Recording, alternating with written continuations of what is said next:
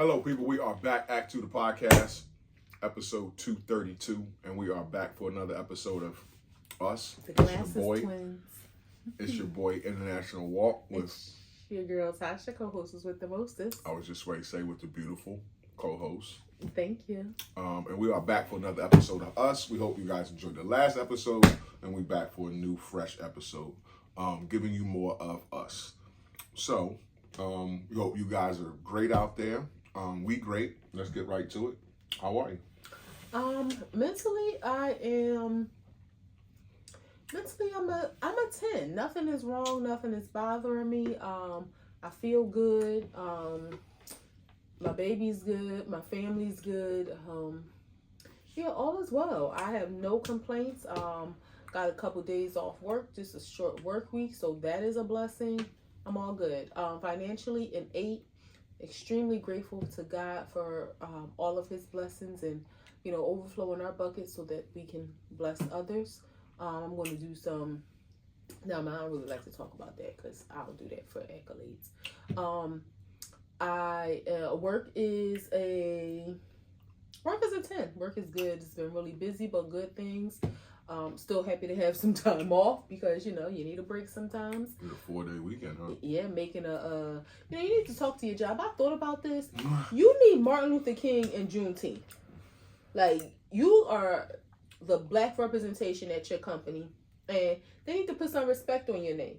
You need Martin Luther King Day and Juneteenth, the two holidays that, are primarily for and in the celebration of black people or a black person or black history, that's really what it is. And I want you to be off with me. But you know how I feel about. I just want you to be. I mean, that going into the topic that we talk about in this today's conversation. But Juneteenth, I probably had opportunities had to go in and ask for that. But yeah. Okay. All right. Well, yeah, I'm excited to be off for and hope everyone enjoyed their Juneteenth, regardless of what you were doing. And today I had a history lesson about it and like how it relates to Haiti and all of that. It was very informative. Like I knew what it was about, but it went a little deeper and it was very informative. What was the source? He actually was a senator or a state representative. Our job had a Juneteenth celebration and we had a speaker from East Orange, 3rd Ward. His name was Bergman Linnaeus. I might be saying his first name wrong, but he said they just call him Berg. But he's a Haitian American, and he talked about the Haitian Revolution and their independence and how that led to Juneteenth. So, yeah. And then physically, I'm probably a 9. Like I feel good. What's with the JJ? I probably can feel better. It's just part of my outfit. Yeah, yeah. Probably could feel a little better. Physically, I'm glad the doctor's appointment coming up, and just want to talk to my doctor about some things. Nothing is wrong, but this aging thing. Just need to ask him some questions about some things. What's wrong? I might need like some steroids or no, that's not the right word. Like, I don't want any kind of like this ain't no Ozempic conversation, none of that kind of stuff. Like, I don't want any weight loss medication. I do want to like get some tests done and stuff like on my thyroid and that kind of thing. I just feel like my and I know this happens with age, but I feel like my metabolism has slowed down tremendously. Like, I feel like if I didn't go to the gym, I would be ginormous. Like, we eat, relatively healthy, but I feel like my body has just stabilized and I feel it. And it's like, I don't know. It's just, it's not, I'm grateful that I'm healthy. So this is not a complaint. But what's the test? I don't understand. That's like your doctor, knowing him the way that I do, he's going to say that's age. Like, you're describing aging to Natasha. I know, but like, is there something that I can take to help boost my metabolism? You're not a druggie, so you're not going to take anything. No, I'm not, but like maybe something natural. Getting orange juice, vitamin C. a multivitamin, a daily multivitamin for He women? doesn't suggest multivitamins. He says that. Well, then you do a blood work and you see what's low and you get that supplement. Well, that's vitamin. That's what he says. You take whatever vitamin you need. Don't just take a multivitamin. So vitamin D. But again, I just want to have some conversation. I don't think an extra boost of vitamin C hurts you.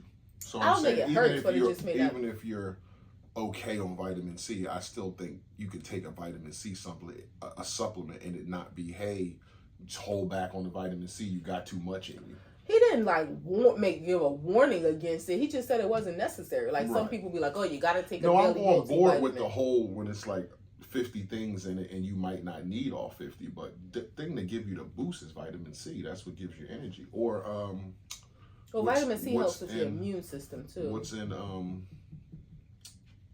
bananas? No, the shit you give me in the powder in the lunchbox. I don't know. Liquid IV. Like what's in that stuff that gives you the boost? Vitamin B12 is like a fat burner kind of thing, but I don't want nothing that's going. I don't want any medicine. You're right. Yeah, you know me. I don't want any pharmaceuticals. But, and I mean, see, you sound like me when I said I need to go see like what the testosterone levels is. Is there something you can take to, keep you baseline? Not like I want to lift 500 pounds, but just baseline for a 47-year-old man. Yeah. So, I mean, again, physically, I feel good. Nothing is hurting. And it could just be I need a vacation. I mean, we got some time off coming up where, I just feel lethargic. And I think it's just really part of aging. But again, I'm grateful. Nothing is wrong. Just want to make sure everything is performing at its highest capability. And you're at the aging age. If we listen to the internet, it was 44, 60, and something else. Yeah, but I've seen a couple of those where the ages change. But I do feel it though. So yeah. I would agree. 44 or 43? 44. Okay, all right. I forget sometimes. But then I remember the 5 minus the 1 is 4. So all right. How are you? I'm good. Mentally, I feel like a 9. Good in the head, good between the ears. Financially, always an 8. Just so God can keep blessing us so we can bless others. I know that can sound redundant every week, but we really believe in that and paying it forward sometimes when we can. So yeah, what we get, we know is a blessing, and we know that the right thing to do is, if you can, help others. Mm-hmm. Work is a 9. Yeah, work's all good. Nothing special there. Physically, I feel like a 10. Was in the gym today, getting it in. Had a great workout yesterday. So yeah, just keeping the pace, keeping the promise to God to show up for myself. That's about it.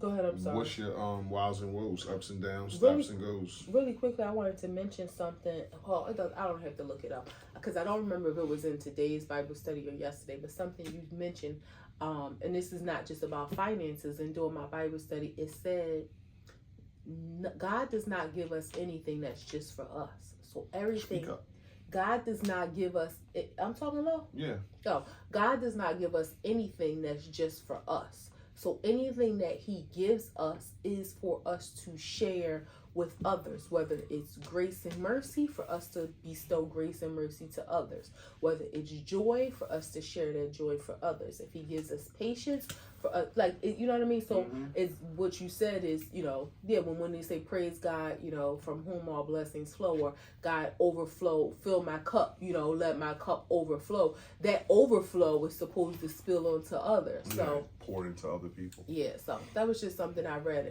And again, one of them things that it's like, not something that's like, oh, I had no clue, but just the way it was worded was just one of those good life reminders. Wows and woes, a woe, not too bad, but had an eye doctor appointment this week, and when I go to the eye doctor, they get on my nerves because they always act so astounded that my sight isn't that good. Like you blind as fuck. Like I'm here, when I read the letters, my right eye, I don't know what they say. So I try to do my best. Then the guy stops me and tells me, stop guessing. He's like, don't guess. And he's looking at me like. Because it sounds worse. It does. It sounds out of pocket when you guess. So you probably should just say, I can't read it. But he was just like so shocked, like, you can't see this? Like, I don't wear these. And don't get me wrong, I know some people may wear glasses like for fashion or, you know, but sir, I can't see it. Like, and it's just like, they make me feel so like defeated, you know, and it's like, all right. And then when they tell me, you know, read the left side, I'll pop them off because my left eye is good. Like, yeah, what? And it's like, okay, but like their right eye, they just be like looking at me and looking at the board like, what the hell is she reading? Because he's right, and I didn't think of that. You better off just saying, I can't read it. Because to see STOP and you say XBLJ is like, what the fuck is she looking at? Like, she gotta be guessing. Like, she can't be. Sometimes I don't be guessing. I'm doing the best that I can. Like, if it's a C, okay, I can't always see. So it could be a D, it could be a O. But what about when you call a C an X? Well, what about when you call a S a A? What about when you call a D a T? That's the problem. He's saying that's what he's saying. You're spicing it. No, I'm not. I was there in the room. What are you talking about? I'm spicing it. All right. No, I was there in the room when it happened. I was only guessing on some of them because one letter, I thought it was just an I, but like a thick I, because everything just looked like smashed together. So I think it ended up being a H or Z. I don't know, but see, two letters that's totally fucking shaped differently. Like, but so that was just like my. But the good part of that was that my vision, it hasn't worsened. Like, my prescription didn't change, but it ain't, you know. And he asked me, like, you know, are you okay? Like, are your glasses okay? Yeah, but it's my vision is dependent on my left eye. Like, I know that it's been that way. The right eye doesn't hold me down. So that was just like I'm gonna piggyback and say that my wow is that I still have 20/20 vision. I just wear readers. I don't need distant vision or anything like that. The doc gave me a picture of my blood vessels in the back of my eye, told me they look good, whatever that means, because I'm just looking at blood vessels like I know what the fuck they look like. I'm like, yeah, they do look good. Like, I don't know what the fuck I'm looking at. Would you have known that they look bad? No, it was like I guess the back of my eye and then the vessels around it. Then the back of my eye and the vessels around it. He was like, everything looks good. And he gave me the picture. I'm like, yeah, looks good. But it wasn't like, I don't know what the fuck I'm looking at. Because he had other issues to worry about. The doctor came in and was like, so. And I'm super glad that they gave us like an option of like a digital retina screening instead of that drops they put in your eye that blind you for like an hour. For people who go to eye doctor's appointments out there. But they put this, they put this stuff in your eye where you're blurry for like an hour. Like, no matter what you do, you're just seeing like 2 and 3 things. So they had a different option than that, but they take like this picture of your eye, which is super bright, and I blinked like 4 times. They had to do it over because it was like, how can you not blink at that? Like, he's like, over your eyes wide. Then my eyes start watering. He like, you got water in your eye. I know, it's a bright light in it. Yeah, I'm like, this is crazy, but I'd rather did that than the other shit. The woe is that I know my baby eyes is fucked up, like she blind as a bat, and all that nighttime driving and reading the letters on the chart, like if they a half inch or smaller, you're not gonna have success. And it's just I'm glad that your vision has stabilized, because it doesn't make me think like you be 60 and blind or have a cataract or some shit and I gotta like get you a stick. Well, he told me I gotta come every 6 months now instead of every year. Because if you end up like, she can see, but she's legally blind. Like that. That's would be bad. something. I can't drive. Yeah, like your license would be revoked. Like, I wouldn't tell nobody. What the fuck you mean you wouldn't tell nobody? What if you run into something? I do good. No, I'm talking about with progression, and you actually get diagnosed legally blind. Why are you looking at me like that? Because you sound like you would tell. No, tell who? The DMV. You would tell. We would tell. You crazy. Well, I gotta go every 6 months instead of every 12. So, well, he says he wants to keep track of how it's progressing. But again, I'm grateful for my sight. The condition that I have, he said it is degenerative, and he said it's a blinding condition. I'm like, well, sir, that's not a pleasant way to say it. Say it can cause vision loss, but to say blinding is like why be so frank? Well, just like your eyes aren't progressing, they're like seem to be running in circles. In life, are you moving forward or better at running in circles? I think at this stage of my life, I thought you was about to say in this life. I was about to say, what other life did you live? That's what I thought you was gonna say. In this life, I was about to say what? Didn't do so good in the last one. No, at this stage in my life, I definitely am progressing. I do feel like at some points I was running in circles, and I think it made me think professionally and personally. But personally is more important. I think at some point I was, and had to be open and receptive to therapy, to listening more, and just like being a better, like it's kind of like what they say, insanity. You can't keep doing the same thing and expect a different result. So me just wanting to be better, be a better me, be a better me for you, be a better me for God, be a better me for my sisters, my kids, my friends.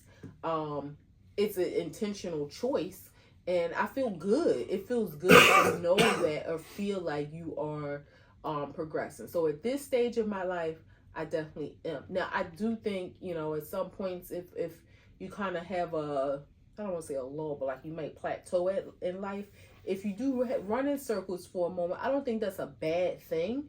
But yeah, so I've been in both places. Right now, I feel like I'm progressing. Right.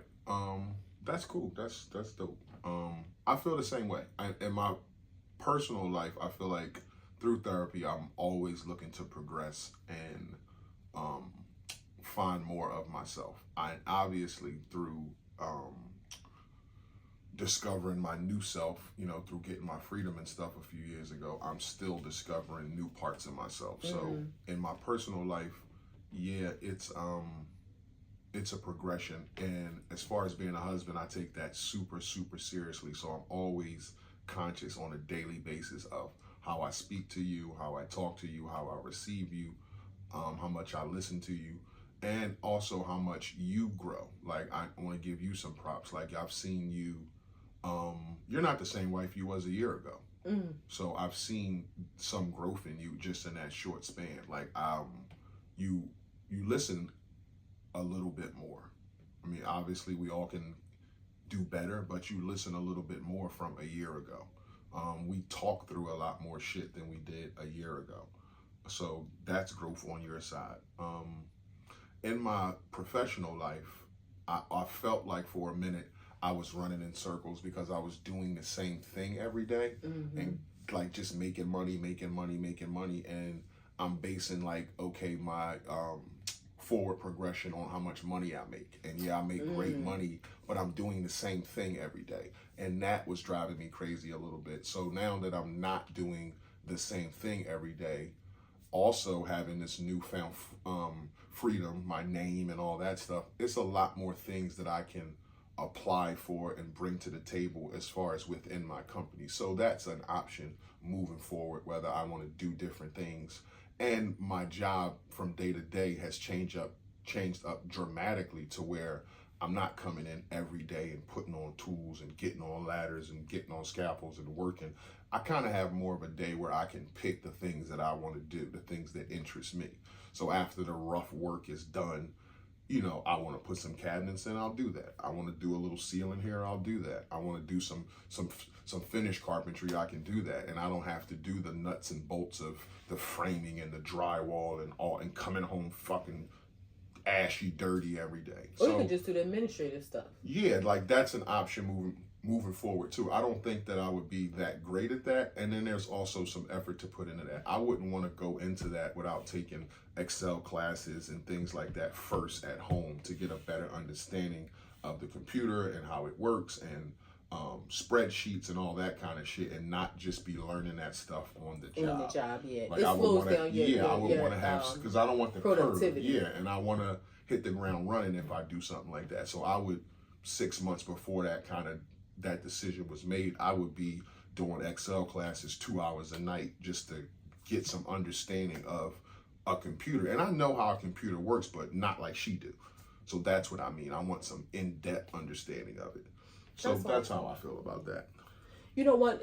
One of the things that you said made me think, which again I ain't made it up. People been saying since time immemorial, money doesn't buy happiness. Like that. You know, you've always steadily progressed in your salary, but I like people. If you want more out of life, you will still be unhappy no matter how much money you make, because I have worked with people who have said, I've been doing this job for so long and I can't, maybe they haven't acquired the skills to do a different job. And it's like, it has driven them crazy. Like, I'll never forget my first supervisor job. I don't mind saying here, this was years ago. I was making $50,000 and I was happy. Like that was a increase at that time. It was good money at that time. And I had a team member who was making $68,000. She had been in that position for 18 years. She no longer got like annual raises because she had reached the cap in that role. So like each year, instead of getting the annual raise, whatever her, like if her increase would have been, $1,500 for the year, whatever it was, she just got a lump sum, but her salary couldn't increase anymore. And I remember her crying and saying like, I can't do, like, I want to do something else. I can't do this anymore. But it was like, it's been 18 years and you kind of, what else do you know how to do? You know what I mean? So it just goes to show, and for the job she was doing, again, she's making $18,000 more than me and I was a supervisor, but money doesn't buy happiness. It does not at all. You can drive yourself nuts doing the same thing every day. My work has to be purposeful. Yeah. I'm a blue collar worker. I get up at 3:30 in the morning and I'm on a job site at 5. For that effort and energy, my work has to be purposeful. I can't be doing that and doing some bullshit or mad at the job that I'm doing. Yeah. So it has to be purposeful. What kind of support you wish you had growing up that I could offer you now? Well, it's something that we do in real life, but also do here in the show, and it's really important to me. And I know it may just come across as just part of the rigmarole of the show, but just simply asking, how are you? Like as a kid, and that's why I'm very intentional about asking that to our kids, because as a kid, I can't remember, or like if I think about it, like my grandfather, when I used to go to when I used to work at the shop, he owned a trash company. He would say, how you doing? And it was just like, I'm good or I'm okay. But it was like, that was just like the normal response to say. It was never like no, how are you? Like, how are you feeling? How are you? Like, what's going on with you? Is everything okay? Like, as a kid, nobody ever stops to ask. Well, nobody ever stopped to ask me that. Me neither. That generation didn't give a shit. And I'll go out on a limb and say it. Like, they didn't care. It was more, I was brought up in a way where you speak when you spoken to and you don't talk in grown folks' business. So that's how I was brought up. And you got popped in your mouth if you stepped out of line in that situation, getting in a grown person's conversation, saying something that grown people would say, or just speaking when you're not spoken to. You could say something smart and you can get an adult mad. That's how I grew up. Not saying it's right or wrong, but that's how I grew up. But I think also too, just to extend some grace to them, they was trying to figure out how they were doing. They or things they weren't good, and they was trying to figure out their own stuff. So even if they were to ask us, how are we, and we had whatever complaints, whatever, we might not have known the language to use at that time, but if we weren't okay about something, they didn't have the bandwidth or the capacity to eat, and I'm not saying it was right, but they didn't even have the bandwidth or capacity to work. They had the bandwidth to make sure we were fed, we had a bed, and we went to school, and that was pretty much I push back on that because, again, I was a kid too, and in my experience, there were spaces where my parent could have, or my mom or my father could have asked how I was doing or talked to me, and they chose not to. So, and again, I'm in hindsight, I can say, yeah, there's grace because I've been through it and knowing that you're probably trying to figure some shit out. But in the moment, it wasn't perceived that way. It was perceived like y'all don't care because I've heard you say that, or I've come home from school. You've told a story where you come home from school to tell something that was exciting to you, and your parent told you, I don't want to hear about them kids in school. Mm-hmm. So it's like they did not care. So it wasn't in hindsight you could say, oh, because I've been through it, they was trying to figure some shit out. But in the moment, they didn't want it to come off like that. They wanted it to come off like stay in your place. Like don't, like what drama do you have as a kid? You going to school, you eating chips and shit, you out playing with your friends. Like what drama do you have? You ain't got no real adult shit, so it ain't nothing for me to listen to. Right, but I mean outside of that, on a more deeper level, if there was something wrong with you, it's just like now us as adults, right? You know, our life, we have a certain level of peace, a certain level of tranquility. You know, little things might come up here and there, but we ain't really stressed about nothing. Mm-hmm. So if you like have a friend that has some issues going on, you might have the bandwidth to listen, to help him figure some things out. Right. You know, if you have if I have a sibling, a friend, whomever, you know, I might be able to hold their hand through some issues and problems. But if our life is in an upheaval, we stress, like we don't know how we're going to pay the bills, like, you know, things is just going on crazy. You don't have the bandwidth to, you know, kind of like ask somebody what's going on with you or be there or support them. So that's why I'm saying, like, with our parents. And again, I'm not saying it's right because we were part of what should have been on that list of their responsibilities and things to worry about. But I'm just saying it in their life, and it is in hindsight.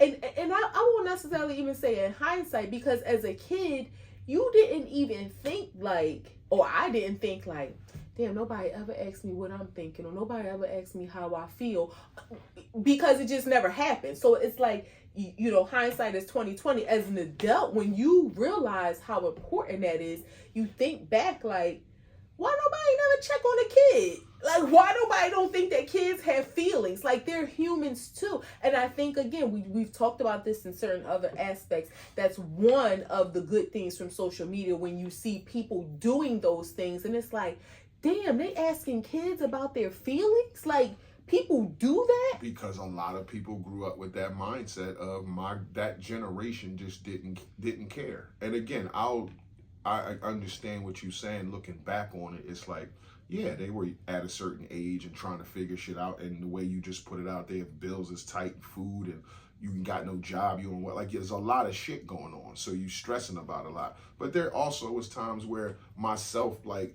changed patterns and what I did. Like, I went outside every day. It could have been 2-3 days I didn't go outside. Nobody said, what's wrong? Is something going on outside? Are you beefing with some dudes? Do you feel sad? Like, none of that. How is school? It was none of that shit. So it was like, even with broken patterns, your parents might ain't say shit to you. It just was like, don't walk around here with no attitude.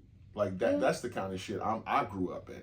It wasn't never, oh, you ain't been outside in 3 days. Like, what's going on? What's wrong with you? Because you're an outside dude.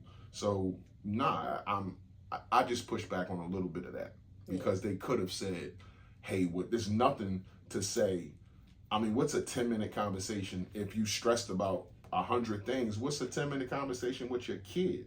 Not a stranger. If you could sit on the steps and talk to your girlfriends and shit, then you can say to your child, hey, what's going on, and give them 10 minutes. But again, I think, give her 10 minutes. Part of what you said, and part of what I said, nobody really thought about the fact that kids have feelings. Right. They treated us like dogs. Like, you got to get raised to a certain point till you can talk and have some sense. Yeah. Otherwise, you're just a kid. Yeah. You're being fed, you're being clothed. Yeah, you're just If you're being abused, I either know about it or don't want to know about it. But they didn't want to take on, because it's almost like, if you tell me something is wrong, then that's something else on my list I got to deal with. Right. You know what I mean? So it's like, if something isn't right, then this, like, oh boy, here's something else. You know, if you're being bullied in school, or, you know, if somebody touched you, or anything, like your stomach hurting, and you like it could be a serious medical issue, and you like, there's something else I gotta worry about. And I think that was kind of that detached mindset of, if I don't ask, and I won't know, and I won't have to worry about it. But even more so than that, I think it was less of a, if what I don't know won't hurt me, where they really never even thought to even ask. Like, if something wrong, you'll tell me. How many times has the story been told of a young girl, a teenager, 13, 14, get sexually molested or something and starts acting out? And the mom just, she bad, and starts beating her because, you acting out, you not going to school, you cutting class, you smoking weed. Never ever says, hey, what the fuck happened? Like, talk to me, like that kind of thing. Maybe that person would have had some resistance, but then if they'd have seen you was sincere, they would have let and spoke to you because you were sincere with it. But you just took it as, you're a kid, you're supposed to do what I tell you to do, and you're not, so you're gonna get your ass beat. And it's like the underlining shit that's why she's acting out. She don't deserve a beating for that. She deserved to be talked to, but this is how she's expressing that I'm hurt. So to go back to your question, the support is, as giving me the space and the support, not to reuse that word, but the space to know, to want to know how I feel, and to allow me to talk to you about my feelings, and then to support me in that. So that's the support that, as a child I didn't have, that you provide for me now. And if I can add one more thing, the protection. We had a veil of protection as a child, but it was false. Right. So I guess I misunderstood the question. What kind of support do I wish I had growing up that you could offer now? I guess when I feel overwhelmed, I would want you to recognize that more. And I do verbalize that sometimes. Like I do remember, like, in times where I feel down or something, that's mainly what it be about. Like, just things are compounding, and I might say, hey, I'm overwhelmed. And sometimes it could feel like you don't hear that. And then, I'll have to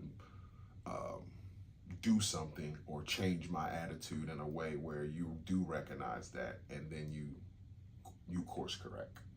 So offering me space to be overwhelmed and recognizing that is something that you do for me now, and something that I didn't have growing up. To when I get overwhelmed and don't know what to do with my feelings, you kind of, ease that now. Okay. Yeah, you that's one of the things that I learned about you later in our life, is your feeling about, you will always say, I hate being misunderstood, but I learned later that it's not just misunderstood. You hate feeling like you're not being heard.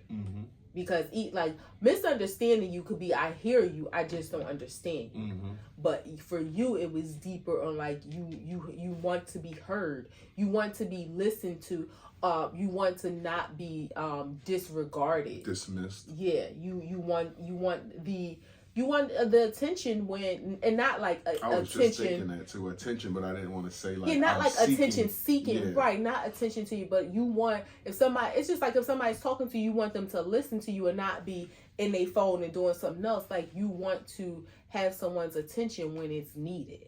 And that's something, again, that I learned, that is such a, which everybody wants that, but that it was such a triggering spot for you, which lets me know, like, you didn't get that growing up. Like, you were dismissed, or nobody listened to what you had to say. And it was like, wow, like, I never, that was just something that I realized is a very triggering thing for you. And when you speak about that, and when I do, I don't know why, but there's a feeling of shame that comes over me. Like, it's shameful. I don't know why. I'm just telling you how I feel. No. Like, even when I speak about it, like a couple of weeks ago, or when you speak about it now, there's like a shameful feeling that comes over me. Like, I don't know, like, what was I doing that nobody listened to me? Or why couldn't I speak right? I don't know. Why couldn't I articulate? I don't know what it is, but it just feels like a sense of shame. Why do you internalize that instead of leaving that on the people who didn't listen to you? I don't know. I just feel like what part did I play in it? Like, I want to be accountable. So if I didn't play any part in it, then fine. But that's just how I look at things now. Like, what part did I play in it? Like, was I not articulate enough? Was I coming off abrasive? Was I bitchy? Like, I don't know. But I guess that's where the shameful part comes in. Yeah. So you're taking on the guilt for what somebody else didn't do, and I don't think the lady would say that that's the right thing to do. I don't think she would think it's the right thing too. Yeah. I'm just expressing to my wife how I felt the agree. 2 times that we brought this up. I understand. I felt it then. I didn't say nothing. You just was talking about it now, and I felt it, and I just was like, hey, that's just the feeling I get when we speak about that particular topic. I was just trying to talk through it. So let me ask you a question. In moments where you may forget who you are, now I'm not talking about dementia, I mean just like, you forget you the shit. What do you want to be reminded of in those moments when you forget who you are? I want affirmation on strength. Because in those moments, I probably feel my weakest. So in those moments, I would want affirmation on how strong that I am, like how resilient and disciplined that I am. A reminder of that would probably set a nice fire under me, kick me start, that kind of shit. Nothing superficial. I would need some truth. Like, you are really disciplined, you're really resilient, you've been through a lot, you made it out on the other side. Like that type of shit. I think that would fire start me if I forgot that I've done those things or accomplished those things or weathered those things and not recognize like who I am. Like, I'm here for a reason. The medical stuff, like a reminder of that shit. Okay. What about you? Resilience is definitely one of, like you said, the things that I've been through, that I've overcome. The trials and obstacles that have been in front of me, and me still talk to them, conquering, and so definitely the resilience, but above all, remind me of my faith. Remind me of my faith in God, and how it has, I carry that with me everywhere, through everything, no matter what the situation is, personal, professional, like, it doesn't matter, like, going to Wawa, like, and so remind me of, like, that God has never left me, that of how he answers my prayers, of, me believing in him for all things at all times, always, and in that moment, just like, that would be the number one reminder for me. Like, I'm that girl because he's that guy. Talk to him. Yeah. Let's have some fun with this one. How have stereotypes impacted your idea of race? It like, stereotypes come from a place of truth, and I think it's weird because I was talking about something with somebody, and I don't have any white friends. Okay. Right? Like, I have white colleagues. Yeah, I have white colleagues. And it was like a question. It was a serious question that I was wondering about, like, women's health. And I was wondering if the white women dealt with this. And like, my sister was like, well, ask, you're white. I'm like, I don't have any white friends to ask this. Like, I got a colleague I probably can ask, but not a friend. But it made me think too. I think as much as people say we are alike, we're human, we bleed the same, blah, blah, blah, we're really different. And different in ways that, like, if you didn't, like, grow up with a person, I think it's hard to develop, like, a close relationship with them, because our differences are so strong. Like, white women, like, you have some Karens that are really Karens, but they all have it in them some. And just like, black women, white men too, they can act hip and act cool and want to be a toe in, but when shit hit the fan, they can act white. Yeah. And use words hey, like buddy, attack and gross, vile, use words like that to make it seem like you're something is happening that's not. Yeah. So white men and white women do the same thing. But on the opposite side, as far as black people, one of the things that I don't like that is true about us, but I would like for it to change, is that idea that we're so strong. And I don't even think that we are so much stronger than others, like naturally, but we've had to be. And I think it's our tolerance is using your example where like a white person might call something vile, that for us it's like, that ain't that bad. But it's like our tolerance for things, and maybe vile isn't the right word, but it's like our tolerance for things is so much higher than for others, because we just see the world different. Yeah, we don't have the space to complain as much as they do, because people in a lot of spaces aren't going to hear us, and in some spaces we weren't allowed to complain. So it's just, I feel like our tolerance for things is so much higher, where it can be to our detriment, where we shouldn't accept some things, but we do. So that's like, on the black side, it's like not that I want to be like them at all, but it's like, we should lower our standard for BS and raise our standards in other areas, but lower our standard for BS. I would think for white people, it will kind of be like the same thing, where they can make themselves seem like they are. I'm not saying they can make. I'm not going to say all. Let me change my words. Sometimes they can make them see themselves cooler than they are. Let me just say that, cooler than they are. They'll befriend you. They'll act a certain way, have certain conversations with you, and like I said, when things, when they get inconvenienced, then they'll be their true selves. And it's shocking, because you can be like not close like friends, like hanging out and going to the movies and shit, but you can be close with somebody and talk every day, and then something makes them uncomfortable and they'll say something that you might never ever want to talk to them again about. And it's like, damn, how did that happen? Like, how did I talk to this person on a daily basis and I didn't about know. Yeah, and you didn't know. It's because that veil that they put up is like, this is a skill that I have. Like, I can do this and then revert back to that. And with black people, this is just like, not so much a negative, but a funny thing, like stereotypes. Chris Rock said years ago, there's niggas and then there's blacks. And that's a stereotype where I hold truth to that. There's black people that are upstanding, solid citizens, got a good head on their shoulders, do the right things. And there's niggas who just like mess it up for everybody.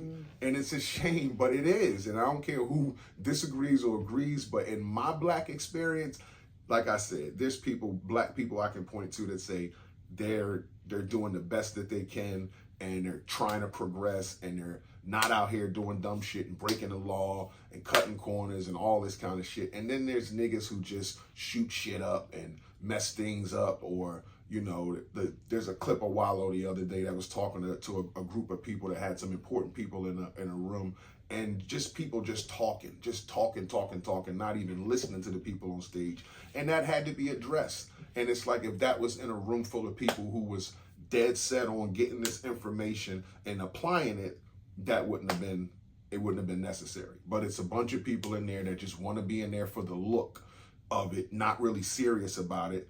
And this has to be addressed that way. So that's how I see, like, there's a distinction in all people, white, black, Chinese, Asian, whatever. But in my people, there's niggas and there's blacks. Yeah, I mean, I think with white people too, you got white people and you got crackers. I recently had an experience. Well, I learned, similar to what you said, like I learned some information about a person who is not my friend, and it was always like that, like still trying to fill them out. And then I like heard some information that was like, okay, that was the nail in the coffin for me. Because, but the crazy thing is this, and again, not excusing people's behavior. Sometimes I think white people are so white, they don't realize some of their thoughts and words and actions aren't cool. It's because privilege. that's just who they are, and they don't realize the like definition of privilege. that's a problem for you to say that, for you to think like, why did your mind? And I'll tell you, like, I don't want to share it on here, but like it's a problem for your mind to even go there, to think like that, for you to be okay with saying that.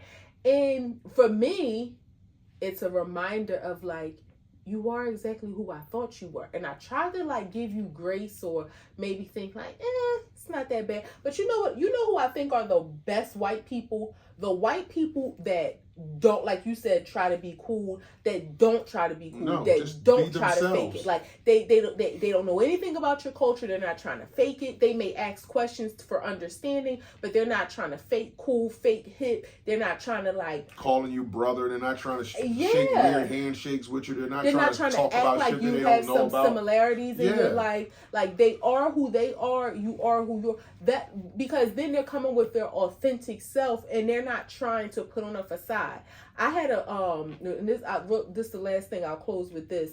We in my leadership training that I'm doing, there was a question. They were talking about the pillars of leadership, and it being the pillars of trust and leadership. It's a triangle, and it talked about authenticity, logic, and empathy. And it, they asked for our feedback on each of those. And I was saying for myself, the logic and, talking about all of them, but I said the authenticity piece is easy for me because I learned this a while ago in corporate America, just being who I am. And I was like, I don't know if it's a thing for other people, but in the Black culture, we have this thing called code switching. And for me, I don't do that no more. Like, I am who I am in my real life and in my professional life, so I don't have to turn it on and turn it off, because that can be tiring. Like I was like, except for maybe, profanity, I'm not going to curse at work where I make her, but I am who I am. So for me, I don't like no more. In my earlier professional life, I may have.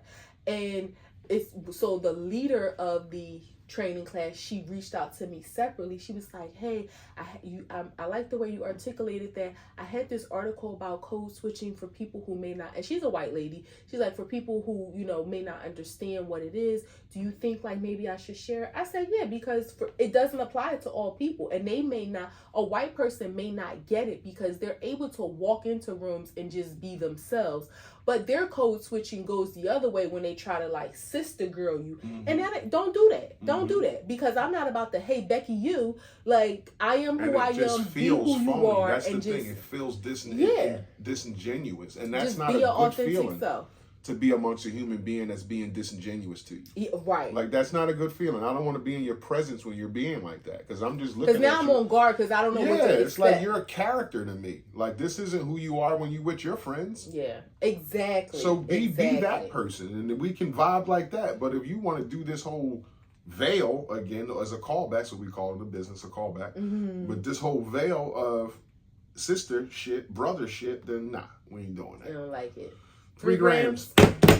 Yo Gotti and Angela Simmons put out a statement today that they've officially broken up. And what was that, like 2 years? Something like that. I say that to say people break up every day, but she ain't give him no coochie the whole time I know. that they was together. I thought he was smashing the shit out that girl. I think it's a beautiful thing on both ends that, one, it lasted as long as it did. I mean, because he could have he could have not. He was getting blowjobs? I don't think he was getting anything sexually. Come on, babe. He's a grown ass man that can have a woman at his beck and call, who's had women at his beck and call. Yeah, I'm dealing with Angela Simmons, but 2 years? I don't think he had anything. No hand job, no nothing. She didn't make him come in 2 years. Maybe a hand job. But no kissing. Maybe a hand job, but I don't think so. Crazy. And who's to say she didn't allow him to have sex with somebody else? I don't know. That could have been, but that could have been for like 2 not years, like I shouldn't allowed, be celibate. but like if you do, you do. I don't want to know, but I don't think he was celibate. And the picture that we seen him with was his sister. But yeah, I think it's a beautiful thing in the sense that she stuck to her morals and her beliefs. Of not wanting to have, but she got a child out of wedlock already. Mm-hmm. So, but she chose to be celibate, and that's fine too. But she stuck to her morals and beliefs and didn't compromise that. And then he was with her for this long, Now, I think it's beautiful if he was celibate for that long and waiting until he got to a point where, but what it does show is that you didn't want to marry her. I only will believe in that if we have a date set for marriage. If we get engaged and we talk and we say, okay, we're not going to have sex for 18 months until we get married, I wouldn't like it at all, but I would kind of be more open to that than we're dating and we're not going to have sex until we're married. Because who the fuck knows when we're going to get married? Well, it makes me think, why didn't he ask? Or why do we have to do that so fast? Like, I don't understand. 2 years is fast? But it was two strangers is what I'm saying that they were. They wasn't like high school sweethearts or anything. Two strangers. Then they met. So they're in the industry. So they got to feel each other out is what I'm saying. I mean, so you don't just want to get married and get divorced a year later. So yeah, you want to feel that relationship out. And they looked like they was, was good, was happy or whatever. But yeah, I don't think that you can say because we're dating, we can't have sex until we're married.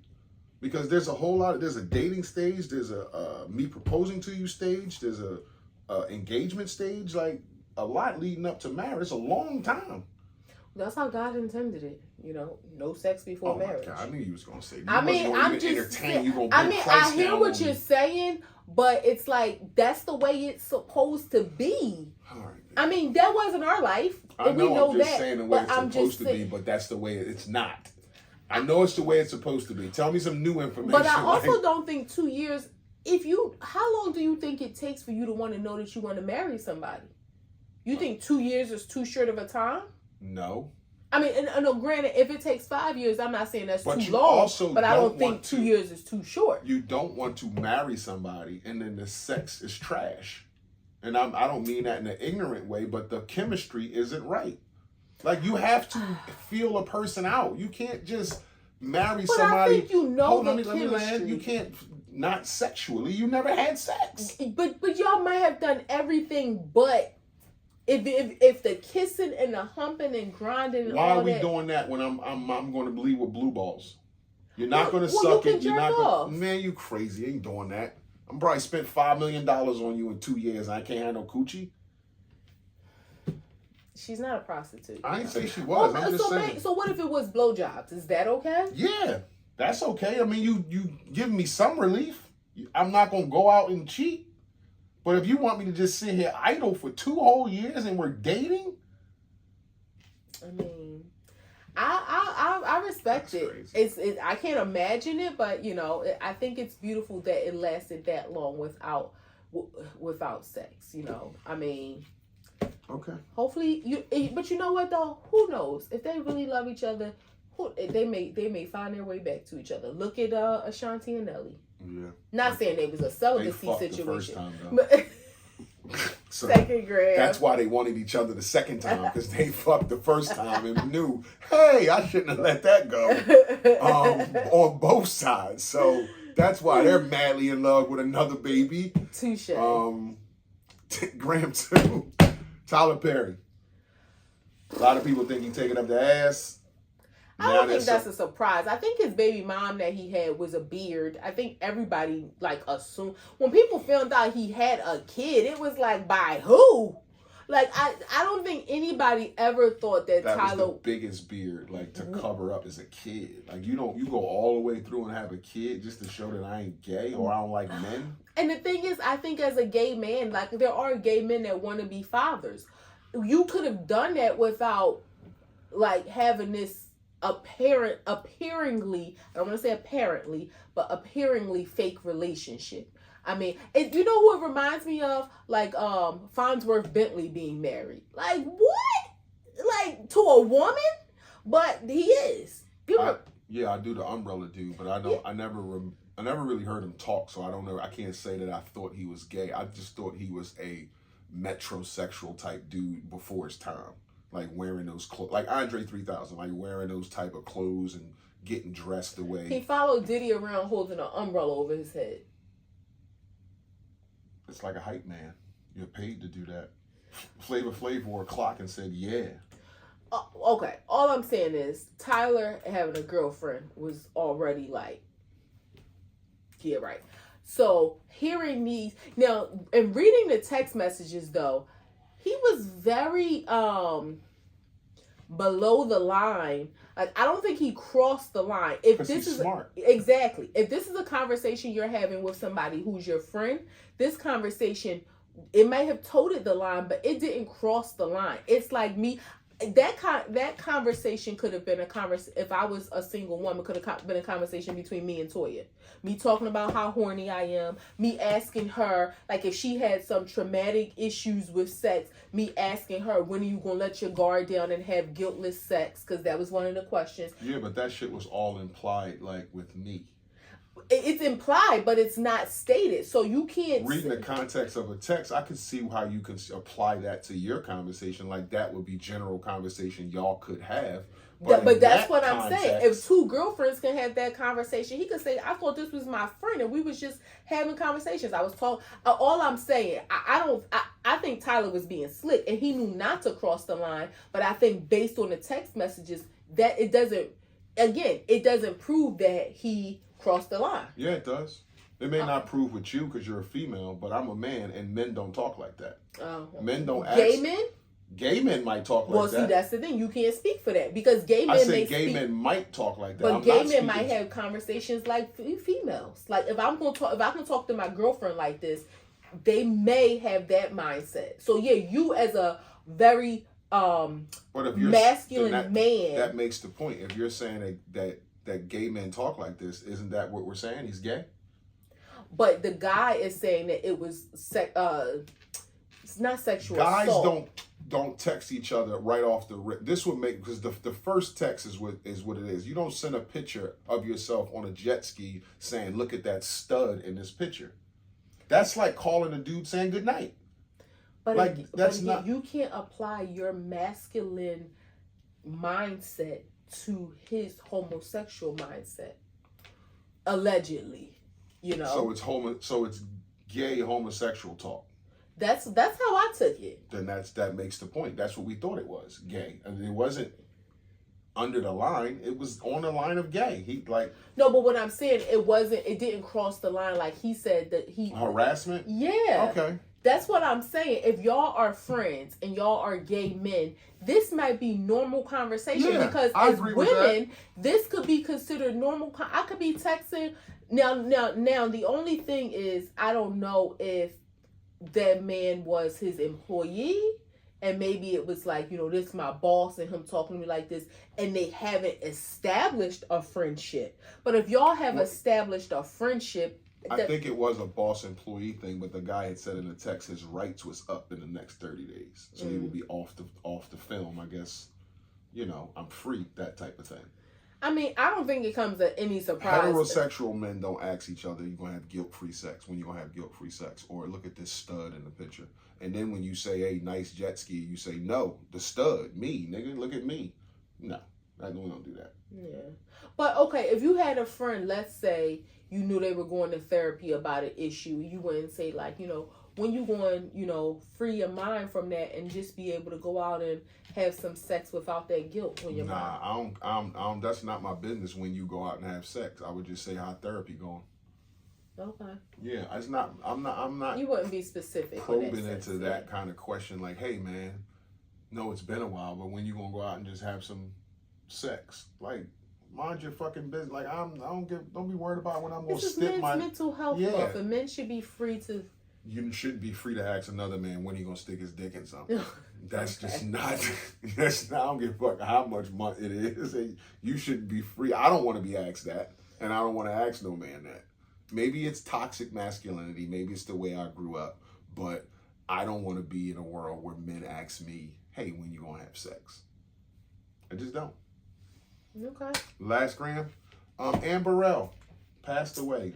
We watch a lot of Food Network, y'all. A lot of We watch a lot of the judges on there, and she was one of the high-ranking judges with the blonde hair. She was on Iron Chef, Chopped. She just was on the new show, House of Knives. Yeah. So we watch a lot of that stuff, and she just was dead in her house at 55. Like no no. They said they won't know until her autopsy. So no drugs, I guess, around her or anything like that for people to speculate. But just dead at 55 in her house in Brooklyn, which is just crazy. Yeah, condolences to her family. I don't know if she had children or anything. I know she was married because she referenced her husband, but it just goes to show you to appreciate life, do the things that you love. I know just by watching her, she loved to cook. She was an excellent chef, and it's one of them things where it's like, damn, like we just was watching her, and it just shows you, how quickly life can be gone for any of us. So again, condolences to her family and to the Food Network family. It made me think, her colleagues and things like that she works with. I'm sure that was a shock to all of them. Yeah. Also, I can't pronounce the guy's name even if I can remember it, but the billionaire guy that was on a golf course who swallowed a bee and immediately died from a heart attack because he was that allergic. Jesus. Yeah, fucking billionaire guy just on a golf course, and he told people, hey, I swallowed something. And they was like, it must have been a bug or something. But he swallowed a bee, and like a half hour later, he died of a heart attack. That's like some Final Destination and they said stuff. He was fucking highly allergic to bees. That's some Final Destination stuff. Like, right that there. is crazy. Rest in peace to him. I don't know his name. Also, rest in peace to Big Jimmy. Big Jimmy died. I'm not sure who that is, but... Used to be the owner of my company. Danny's father. Oh, wow. Passed away Friday. Just found out today. Damn. And his daughter and his Sylvia, other son. Yeah. Yep. Johnny. Oh, wow. You going to go to the funeral? Probably not. It's out in Westchester on Friday.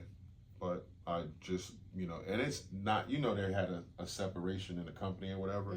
So it's not really talked about, which is kind of sad. Shady. Yeah. Well, I don't know what the ins and outs or how bad it got. I just know that there was some separation, and so it's not really talked about in the company. But a few key people, the Jerrys and people like that who've been around for a while, called me and was like, "Hey, this happened." It was like, "Holy shit!" But you wouldn't want to go and support his kids, like just to show your condolences, or maybe we could send him flowers. No, you act this the second time. I don't want to go. Okay, all right. Like you can put sauce and all this stuff. No, maybe you hadn't thought about that. I thought about it all. Why wouldn't you think I didn't think about that? I didn't think that you didn't, but just in case you hadn't, I was just mentioning that part. I ain't pushing you to go to nobody's funeral. I don't do well at funerals. I don't want to go to no funeral. All right. See people crying over their father. Like, no, I don't want to go there. All right. Fuck that. But then ask you go to a funeral? No, why? Because you don't do well with them. That's a wrap. To end on such a sour note, but that's a wrap. Act 2, the podcast, episode 232. Instagram, YouTube, TikTok, Facebook, Apple Podcasts, Spotify, iHeartRadio, Amazon Music, Podcast Index, Podchaser, Google Podcast Player FM, all the platforms you can catch us on. YouTube mainly and Instagram. 10 million. We told y'all last week, 10 million listeners now. So keep running it up. Like, subscribe, share, comment. We appreciate all that. We're raking in the fucking dough over here, so it's ridiculous. Keep running the numbers up. We appreciate y'all. Got anything? When you share your pain, you split it in half. When you share your joy, you double it. Heard that on the show today and thought that was a beautiful message. You could have just stole it. You didn't even have to hear it. Stop being so honest all the time. Jesus Christ, that was that was bars. You could have stole that. Hung on that for a few weeks. It's a wrap. If you fuck with us, you fuck with us. If you don't, you should. Peace. I knew who he was. We did.